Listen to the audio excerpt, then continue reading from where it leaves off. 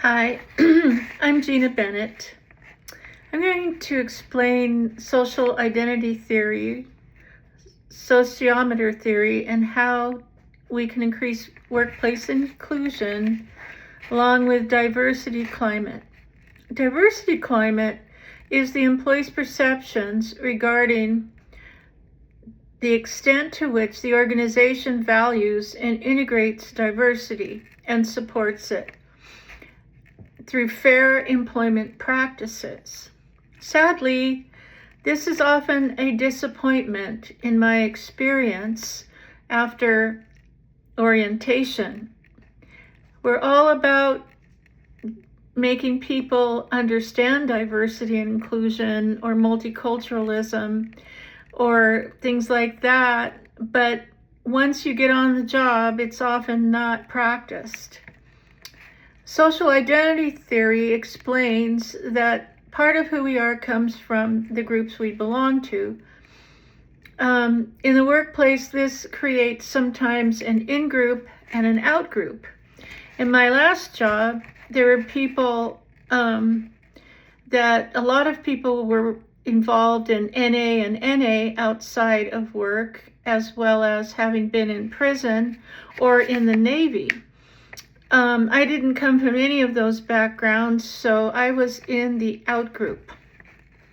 When people feel like insiders, they engage more, and when they feel like outsiders, there's less trust, less collaboration, and lower work performance. Sociometry theory tells us that self-esteem is relational. It acts like a gauge of how we are accepted by individuals and groups. When people feel respected and included, their sense of worth rises. When they feel ignored or invisible, people feel that they don't exist. It was kind of interesting looking at the video that Heidi talked about how men and women who are equally competent are not equally chosen. Inclusion, what Grimmel wrote, research shows inclusion to be built intentionally by leaders who listen, in groups that are psychologically safe, with fairness and transparency, and giving people a real voice.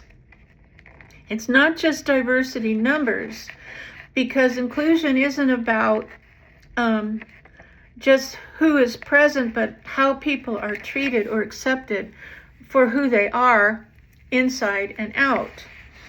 When people of color are included in decision making, and other groups such as people like me that are neurodiverse with ADHD or autism or women in leadership, it brings creativity, broader perspectives, and resulting hopefully in better decisions, and key insights that diversity alone is not enough.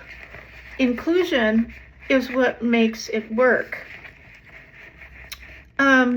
Psychological safety is something we talked a lot about at Chaudere, especially because it is a psychiatric hospital that treats children. But what I saw and made me really happy were the travelers, the traveling MHTs and nurses who came from Louisiana, Texas, Chicago, and the mental health technicians, or MHTs, that brought intelligence, work ethic, warmth, humor, and respect, where I did not always find it from the locals.